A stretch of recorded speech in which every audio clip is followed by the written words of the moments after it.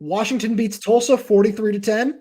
You want our reactions? Well, you'll get them live here on Locked On Huskies. You are Locked On Huskies, your daily podcast on the Washington Huskies, part of the Locked On Podcast Network, your team every day.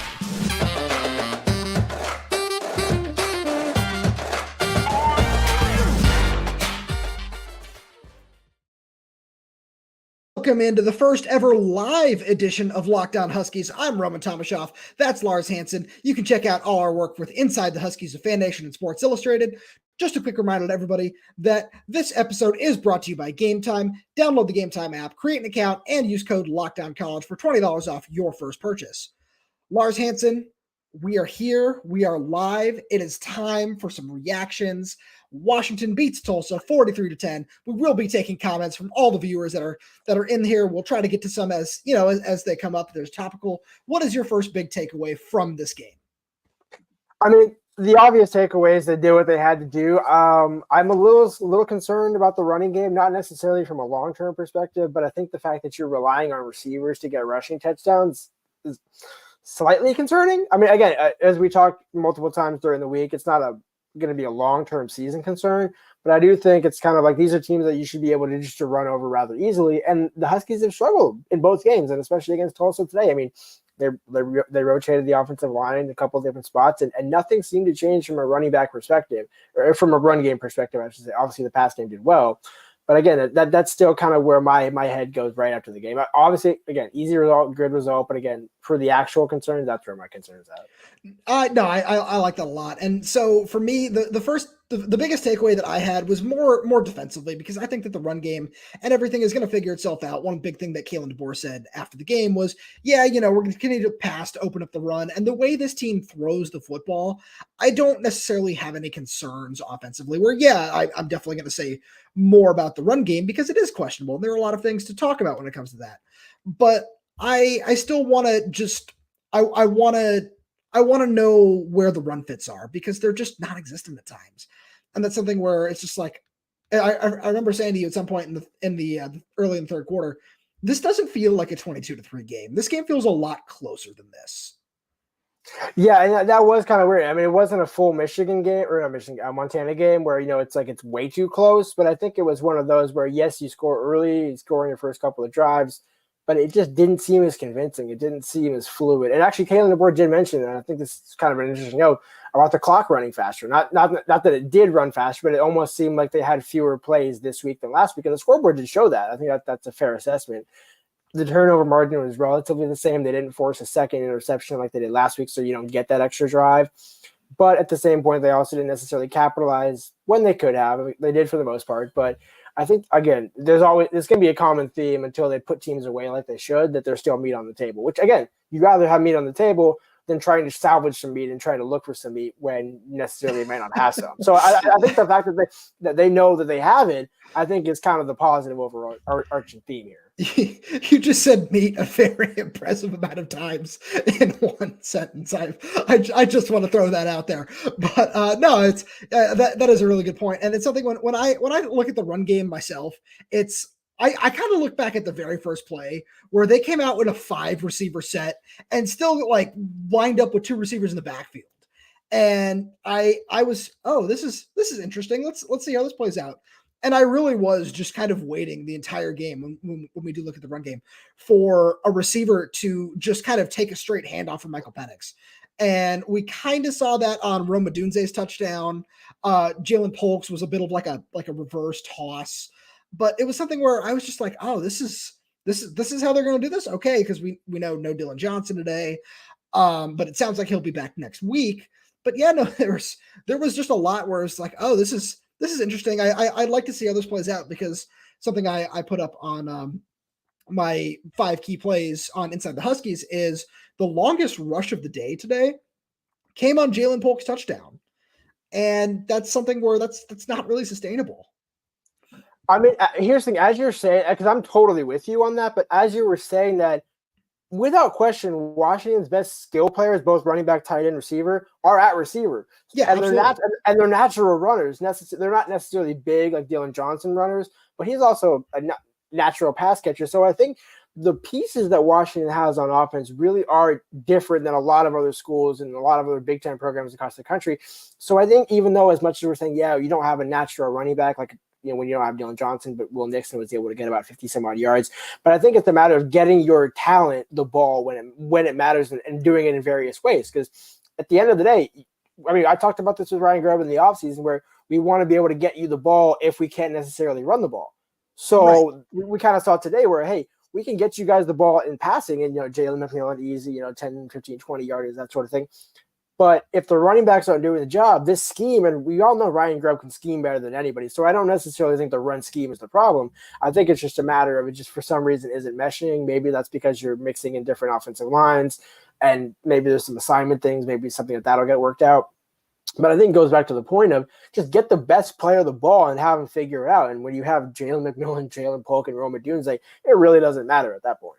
No, I like that a lot. And that is because that was kind of that's exactly what I wanted to lead into was one thing that we really did knock under the John Donovan offense, even though, we don't have to talk about that anymore, Husky fans. We're finally just kind of as far removed from that, as humanly possible with what we see Ryan Grubb put out there on a weekly basis. But it's something where that was always the issue, was just putting the ball in the talent's hands and letting them go to work. And now that we're able to see that, it's very fun to watch. And it's, this is what this should have looked like. Not necessarily saying that, a John Donovan offense can do that, but that's what this always should have looked like. And it's really fun just saying, we want to put the ball in Jalen Polk's hands. Yeah, let's have him run a reverse and we can just, basically toss it to him and he'll take it in from 27 yards out. This is really easy. It's just, that's what NFL offenses are. It's just get the ball in your best player's hands and let them go to work. Exactly. Well, also the biggest statement was that big run by Polk. When you look at Polk, not that he's not a good route runner or not that he's not a good runner, but when we see Jeremy Bernard returning kicks, we see Rome Odunze and Jalen McMillan doing punts. We've never seen Jalen Polk necessarily in that open field. He's always been the guy getting open, right, doing those things. So I think it's actually more of a testament to say, hey, our guys aren't just takers on going deep. We can actually do this out of the backfield. So I think in a way, I think I almost touched on that in a reverse way where you're getting the running backs the ball in pass catches. I think you're doing the exact opposite, but in a similar way, getting the receivers the ball just in different ways. And I think ultimately, if your run game's not working and it will work, why not go to it? And I think that's what Ryan Grubb did early and often. And that's what allowed him to have success on the ground despite the lack of true running backs. No, I like that a lot. And I got to take a second here because it's time to remind the good people at home about Nutrafol. Men think losing their hair is inevitable. Take control of your hair's future with Nutrafol's science-backed hair growth supplement for men. Nutrafol is the #1 dermatologist-recommended hair growth supplement clinically shown to improve your hair growth, visible thickness, and visible scalp coverage. Nutrafol's hair growth supplements use physician-formulated, natural, science-backed ingredients. Their drug-free, patented technology provides consistent, reliable results without compromising your sexual health. Go to Nutrafol.com/men to take their hair health wellness quiz. Identify causes of your thinning hair, and Nutrafol will give you a personalized plan for better hair health through whole body wellness. It works. In a clinical study, 84% of men showed improvement in their hair after 6 months taking Nutrafol's men's hair growth supplements. Take the first step to visibly thicker, healthier hair. For a limited time, Nutrafol is offering our listeners $10 off your first month subscription and free shipping when you go to Nutrafol.com/men and enter the promo code LOCKEDONCollege. Find out why over 4,000 healthcare professionals recommend Nutrafol for healthier hair. Nutrafol.com/men, spelled Nutrafol.com/men, and enter promo code LOCKEDONCollege. That's Nutrafol.com/men, promo code LOCKEDONCollege. Lars, I want to stick with the offense here for as long as we can. I do want to throw up this great comment from the Sound the Siren podcast. Trigger warning that mention of John Donovan. I do apologize, but for all you listeners of the show out here, we do have to mention it every once in a while, and we do apologize for that because that's just kind of how this goes. And speaking of John Donovan, we do have to talk about the run game because that was the only thing he ever wanted to do. It's just kind of carrying over our conversation because I do think that there's more that needs to be discussed. It's Sam Adams today just couldn't couldn't get going consistently. Daniel Nagata got in the end zone, which was great to see. Will Nixon also like look good in spurts, but he doesn't. The more that you watch Will Nixon, and he also made a really nice catch up the sideline where I thought he was in bounds, but it did look like he dragged his foot just on the white before he was able to make the reception. But there's a lot of talent at running back, but nobody has really proven. And this is kind of just where the loss of Cameron Davis kind of comes into all this. Nobody has really proven like, yeah, I'm that guy who can take 20 carries a game and get 4.5 yards a carry when asked to. Yeah, I mean, we talked about this going into this week, where if Will Nixon in this theory is your number one running back, are you satisfied with that? And I think today that's kind of why we showed. And again, that's not to knock Will Nixon, right? I mean, it'd be the same situation with Daniel Ngata, right? It wasn't like Daniel blew him out of the water either. But I think each one of those guys does their own role. Sam is still trying to find his role. I will say, I think Will Nixon certainly is the better pass blocker of that trio. I think that's pretty clear to say. There was a play, I forgot if it was first or second half. I think it was in the second half where I'm looking up at the screen. I'm like, wait, who just picked up that block? That looked like an offensive lineman pulling. I almost thought it was actually Parker Brailsford pulling to the left side to pick up. Oh, and that blitz pickup. Yeah. Right, exactly. And yet it was Will Nixon. So I'm like, so Will obviously, without question, talented back, without question, capable and pass pro, without question, able to be a pass catcher as well. But he's still not there yet. And actually, I think Kalen DeBoer mentioned that Dylan Johnson was also not truly in game shape. Also, again, not to plug our own show here, but again, that's also something we had talked about earlier in the week, right? Where I said, again, it didn't look like Dylan Johnson was naturally in his best shape week one. Not that he was out of shape, not that he wasn't like he's miles off, but again, Michigan State and Cal, I think, is where you're really going to see the run game start to come together because all the pieces are there. And actually, I almost wonder if it's a way to help Dylan look on the sideline and say, okay, how does this look to you on the sideline? And now try and go back into the game. But again, today's an example where you don't need Dylan Johnson to win the game, right? He shouldn't factor in. He could factor in, but you don't necessarily rely upon it. No. I think that's also a testament to the offense. So I think this might be a good learning opportunity for Dylan to say, hey, look, rest up, get it right, maybe see a different perspective, and go from there. Absolutely. Quick shout out to Joshua Chin, PSA 10 analysis here, plugging our own show. We love it. We appreciate that. And we will get to this question a little bit later on. So I will save this one for then, because that is going to be a big portion of the third segment. But I totally agree with you, because Dylan Johnson, like, you don't need him, especially coming off the knee. I had heard some rumors earlier in the week that he wasn't 100%. So it was nice to just kind of say, yeah, because it was the same thing with Zion Tupuola-Fatui, where wasn't 100% healthy, where Kalen DeBoer kind of alluded to it, said, yeah, it didn't really say like if he needed to play that he would, but the implication was, yeah, Dylan Johnson and Zion will probably be back next week, and we'll get into more of an injury update on the defense, because Mateo Mele is somebody who also went down towards the end of the game, looked okay for the most part, but Kalen DeBoer said that he doesn't have a full update on that just yet. So stay tuned for probably Monday or Tuesday is when they're going to have more of an update. And that's when Kalen DeBoer talks to the media on Monday. So that's just a peek behind the curtain for everybody there, is when they can expect some injury updates with this team. But, and I think that, when we talk about the running game, we do have to talk about the offensive line. And I really didn't see a lot of issues up front today. It felt like for me, for the most part, when I was just kind of, they're another 1 yard loss, or they got back to the line of scrimmage. There were multiple times where I just kind of looked at just the formation that UW put out on the field, and there were 9 guys in the box, and I just kind of was like, they're daring Michael Penix to throw the ball. Oh, okay. This is really interesting. And I don't know if this is necessarily the best defensive strategy for, anybody ever, but if that's what's going to happen, if teams are going to go all out to stop the run, I feel like I said this after the Boise State game. Why aren't you going to throw the ball? Why aren't you going to let Michael Penix throw for 400 yards again? Because they can do that very, very easily.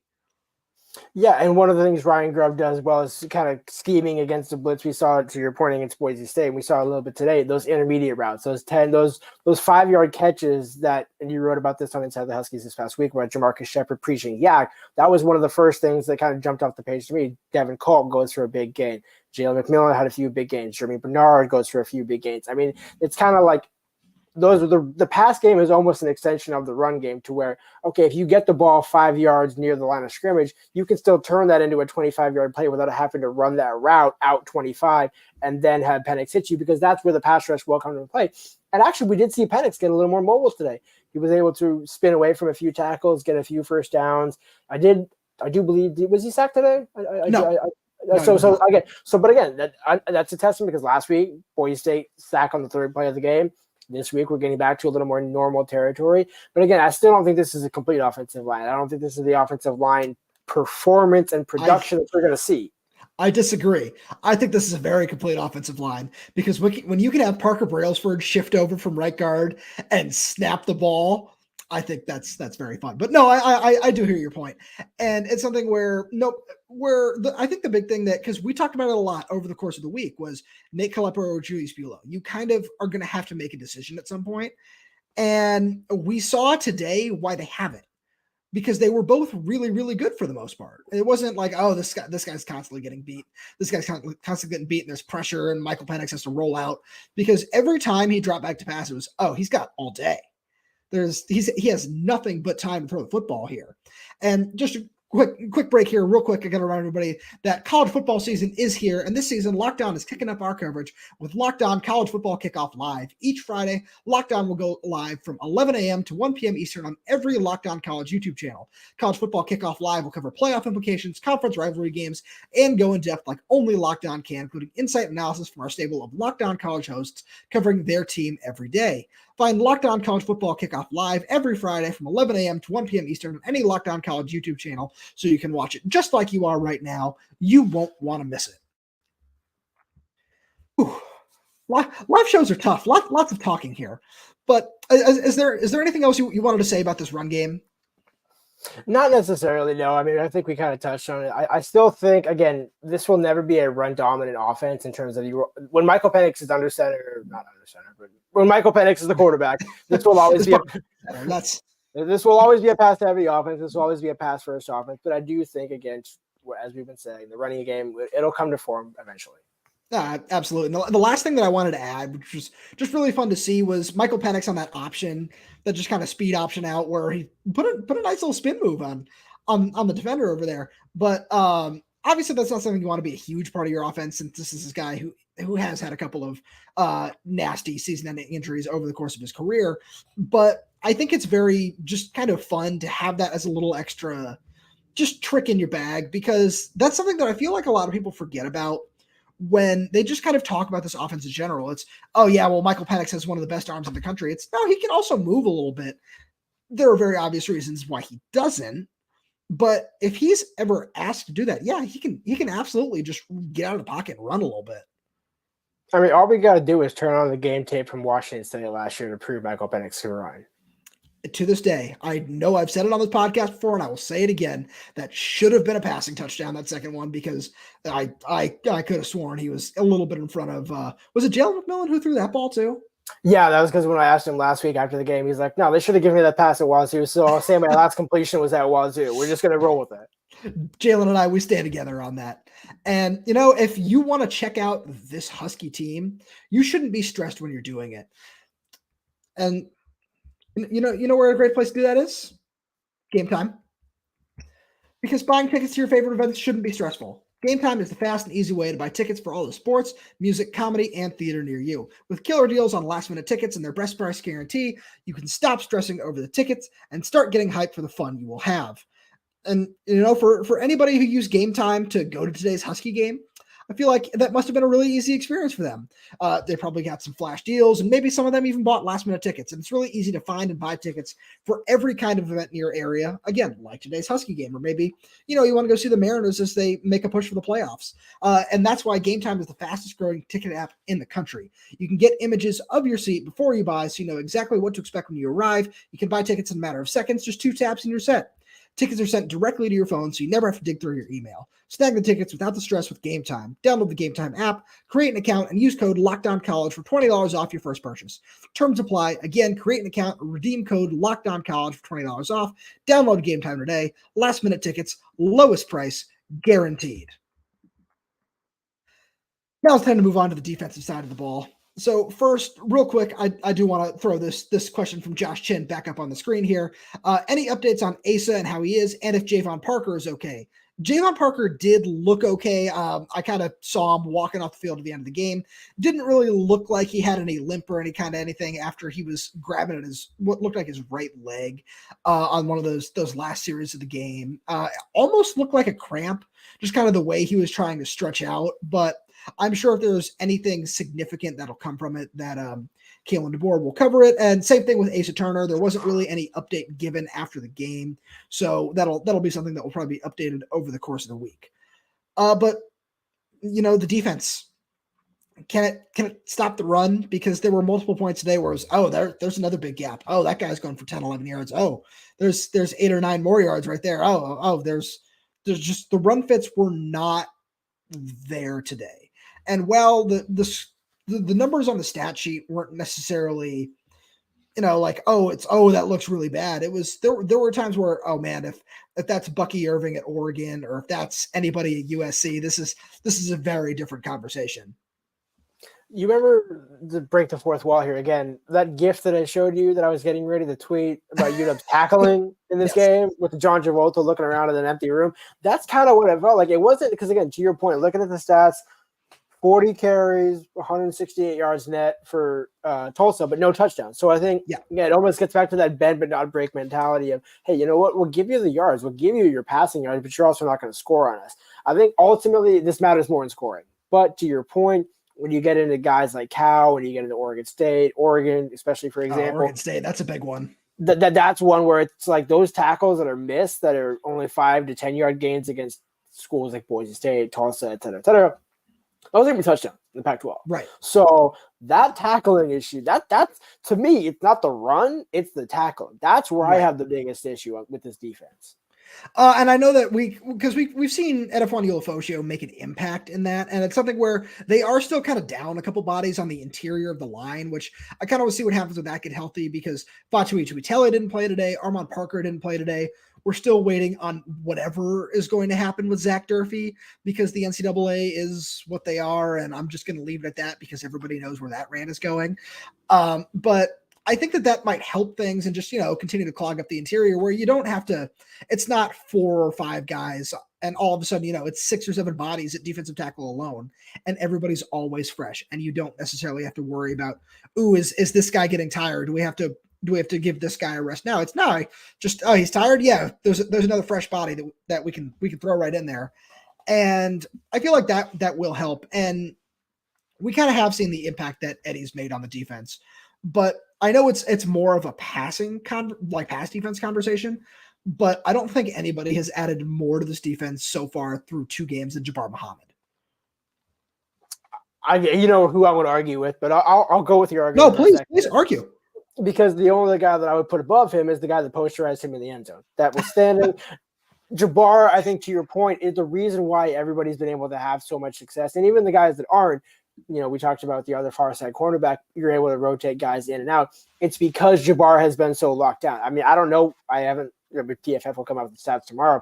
But again, he had 1 catch for 5 yards last week. I think, again, it was kind of a similar result this week. The only catch I remember that anybody having on him was that 3rd down conversion very early in the game, and that's it. I also want to throw in one quick thing. I was talking with Edifon Ulofoshio after the game, and he was asked about Jabbar Muhammad's sack today, and he said, I have never seen a cornerback make a play like that, flying all the way across the field. I remember like when the play started in the booth, I was like, oh, look at Jabbar. And then he just kept going, and he kept going, and he kept going. And I thought he was going to get the ball out too. Yeah, his closing speed is real. I mean, both as a cornerback, but like when he was chasing him down, it's one of those almost like a rabid dog, not dog in that sense, but kind of like you're a wolf chasing after the hunt. It's like, hey, I'm gonna get there. I'm gonna get you one way. So you either better throw it away right now, or you're coming down with me. And Jabbar gets his first sack. He did, as I pointed out, had a half sack in 2021. But this is a full sack, so it's more of a legitimate, hey, this isn't like you're assisting as the 3rd guy kind of. Well, I mean, okay. I know, I get the point. I just think that half tackles and all that has always just been a really weird stat. Right, because it's like you don't get a half interception for maybe guarding a defender or something like that. I mean, we actually even saw with the pass breakups where Cameron Fabiculani got credited with the pass breakup, not Elijah Jackson, who dropped the interception. And to your point, to steal your catchphrase on this show, like, shouldn't Richard Sherman get half an interception for that play on Michael Crabtree in the back of the end zone then? Exactly. Just saying. I won't make a lot of Seahawks references on this show, but I will make that one. But just kind of moving back to the run game, it's something where I do think that Antoine Lefaucheux still has made a big impact. But one guy who I've been really impressed with his tackling ability, because he said, where are the tackles here, is Alfonso Tuputala. There was one play in this, I can't remember if it was the second quarter, where there was just a big gap and it was just one-on-one with a whole lot of open space around him. And the running back just kind of ran to, he tried to run over Tuputala and he just wrapped him up and threw him on the ground. And I was like, yeah, this is something where we didn't see that last year. No, go ahead, please. No, I agree. I think the only thing that I would say, because I think the one thing that I will agree with you on is that Eddie's been the consistent linebacker of the two. It's not that Alfonso hasn't been bad, but the problem is, we saw it today. Alfonso, to your point, makes a couple of great plays, but then he's also giving up a couple broken tackles, and so it's kind of burnt. He got burned for the touchdown too. Exactly, which I think that one was just kind of bizarre, because why are you having Alfonso go out in coverage on that? I mean, so it was a tight end, so I kind of get it. It's just that's a man coverage call. Right, but again, if you're going to put him in that position, he's got to be able to at least make it a little. I will say, I think we talked to somebody on the sideline before the game got ended. We're not going to reveal who that person was, just out of respect. But having said that, we all kind of thought, wait, I didn't think he actually caught that at first, and then you look at the replay and he did. Yeah, Alfonso, there wasn't a ton he could have done, but I think maybe just from a positioning standpoint, maybe get out there a little bit earlier, get in front of the ball, that sort of thing. But again, as we've said. Try not to say it here, that he's not. You don't think of Alfonso as a coverage linebacker. Not that he can't do it, but I think of the weak spot in this game, that's kind of where it's at, because he's no doubt is able to come up, get the plays, make the tackles for the most part. Again, as I mentioned, he missed a couple today, but I think I would trust him against the run. But it's more or less that second pass, that passing defense is kind of where it's a little iffy. Right. And I do like what Josh Chin said in the YouTube comments. If you're here, please feel free to throw stuff in the comments. We appreciate it. We sadly can't get to everything, but I like this one where Josh points out that Raylan Goforth was really impressive in the run game. And it always felt like from the time that Raylan Goforth announced his transfer to UW, that's why he came here. He came here, and I feel like I've said it on this show before. He is on this roster to be a downhill thumper. He's not somebody who's going to cover really well in pass coverage. He's not going to play in space, and he's not going to, track somebody down one-on-one. He's going to come downhill, and he is going to bury you. That is his whole job here. And it's a fun job. It really is. And it's something where if you can figure out the right way to utilize him, because one thing that I did see today was, I can't remember if it was Carson Bruner or Drew Fowler, but somebody in one of those bear fronts lined up as an edge rusher, with the bear front being the three defensive tackles. I want to see Raylan Goforth do that. I think that would be really fun for not only to help him set the edge and just kind of do what he does best and just blow run plays up before they can get started, but just see what he can do off the edge. Maybe, a Cam Rising 2.0 kind of hit. Yeah, I do think it was Drew Fowler. And I only reason I say that with a little more conviction is because he's been that main second string linebacker, kind of just at various positions. So I'd probably say safe bet that it was Fowler. But I think going back, as you said, you hit the nail on the head. When they brought Raylan in, that's the luxury of this defense and this program at this point in time, to where you have Eddie, you've got some guys in the front, but you need that depth, because as we've seen throughout the first two games, you're playing a lot of backups, especially once you have the game a little more in hand. In order to keep the game in hand, those guys that are coming in, there can't be a drop-off. And we saw at times in both games, there's been a little bit of a drop-off. Yep. When you put those veterans on the field, especially Raylan Goforth, that gets buttoned up pretty quickly. And I think we saw that again today. I like that a lot. Now, real quickly here, I just want to end this show on a positive note for all these Husky fans after, this is concerning. Who stood out the most to you? Just 30 seconds from a positive standpoint today, because I have my answer. I'm gonna go off the books and say Tristan Dunn, only because only because we're not gonna mention him a ton this year, just for various reasons, depth, et cetera. But I think as he's a guy they kind of penciled in at safety and Husky coming into the spring, to where he hasn't necessarily carried that through, but he's making his mark on special teams, and ultimately, if he can do that, that's all they need him to do this year. I want to give one more shout out to the YouTube comments earlier in the week when we had our special teams discussion that Doug Robinson pointed out that they call them special forces now. And that hit from Tristan Dunn, that was a special force kind of hit.